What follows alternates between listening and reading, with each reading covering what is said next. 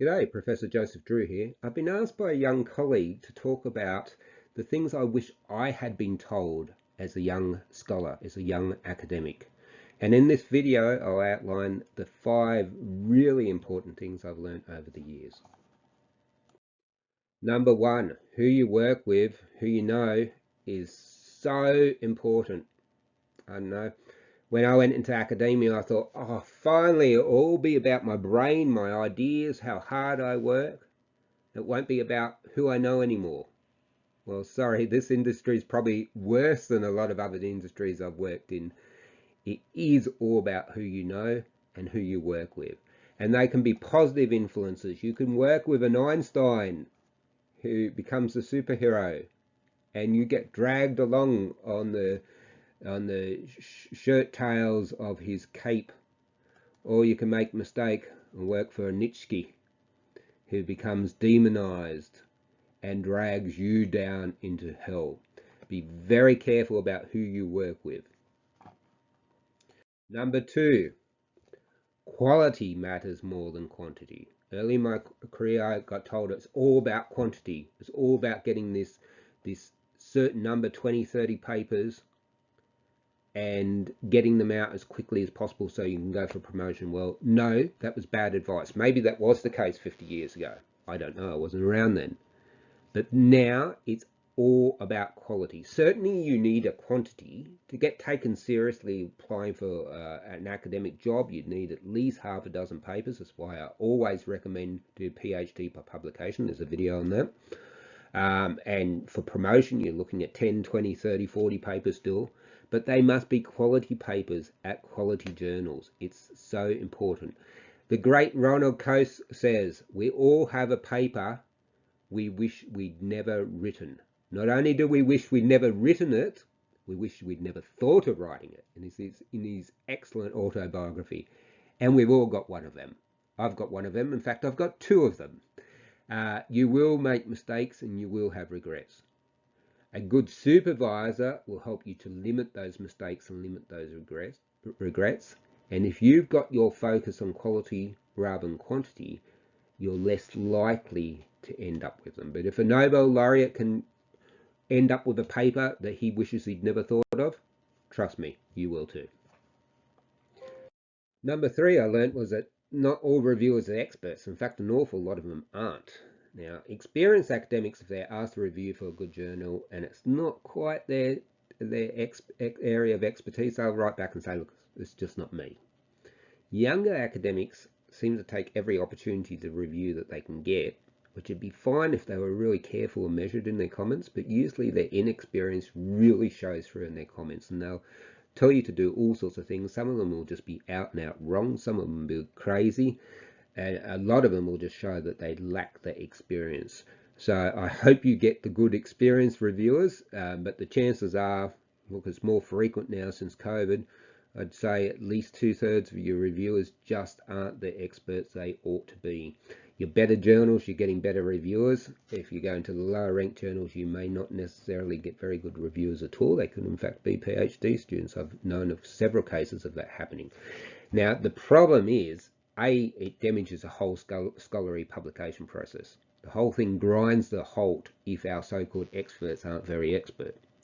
Second problem is some people want to radically change their paper every time a reviewer says something a little bit negative about it. You can't react that much every time, because if you get 2 or 3 reviews back, they'll be completely contradictory. You can't do both of the things.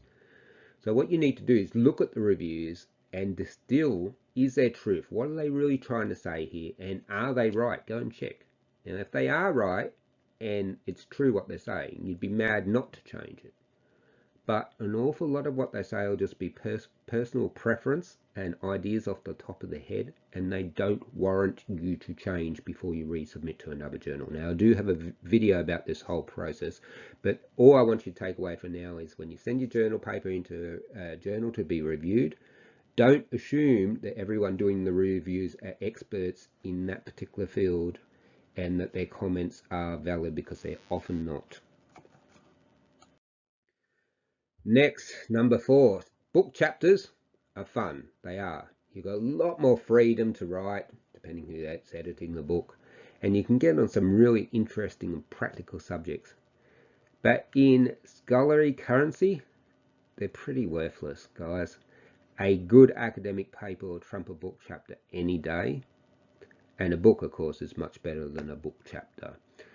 Now, there's lots of opportunities to write book chapters because lots of people want to publish a book, want to edit a compilation of other authors' works. To my mind, it seems a very easy way of getting a book. You get everyone else to write the chapter and you write an introduction and conclusion and you get your name on the book cover. Be very careful. You'll get lots of offers. People are chuffed when they get the offer and they accept them. They think it's exciting like I did the first time. It's often a lot of hassle. It's not counted as valuable by most academics, so you probably would have been better off investing your time into a paper. The exception to that is when it's a really well-known person that's asked you to write a chapter for a book, one of the top dogs in the field. You'd be mad not to take those opportunities because then you're associating your name with one of the greats, like in my first thing that I learned in the first slide. So just be careful about book chapters. And the last thing I learned is it's not all about your research at all. In fact, that's only one of 3 components for getting jobs and getting promotions. The other 2 components that are weighted exactly the same are administration, your ability to shuffle pieces of paper at the right time, which I'm notoriously slack at and disinterested in. Don't mind when it's for a good purpose, but most of it just seems to be filling in forms to keep someone employed who reads the forms that I fill in. And the other thing that's held up as highly is teaching, which I always find a little bit bemusing because most academics, unlike school teachers, and I was a school teacher for a decade, aren't trained in pedagogy, and it seems a bit of a hit and miss of whether they know actually how to teach properly. And then if we're going on student evaluations, a lot of it's about how easy or hard you are as a marker, how high or low your expectations are, rather than your ability to teach well and to understand pedagogy and to apply pedagogical ideas, things like Socratic questioning into your teaching. But whether we like it or not, those 3 things are held equally, and you get people promoted to professors with pretty good research records, but not stellar research records. And you've got a lot of people with stellar research records sitting at level B, basic entry level lecturer, because they refuse to do paper shuffling and refuse to play the games with student evaluations. Be awake to it. You've got to master all 3 of these things. Now, you'll be strongest in 2 in all likelihood, and for associate professor promotions and the like, it's 2 that you need to master. So pick the 2 that you're strongest in, but do enough in the 3rd one to carry the day, okay? Don't be misled. It's not all about the research. I wish it was, but it's just not. I hope you found that helpful, and the person that asked the question, hope now has the answer. If you have found it helpful, please subscribe. Please flick this video around to other people so I can help them too. Thank you very much for your time. Goodbye.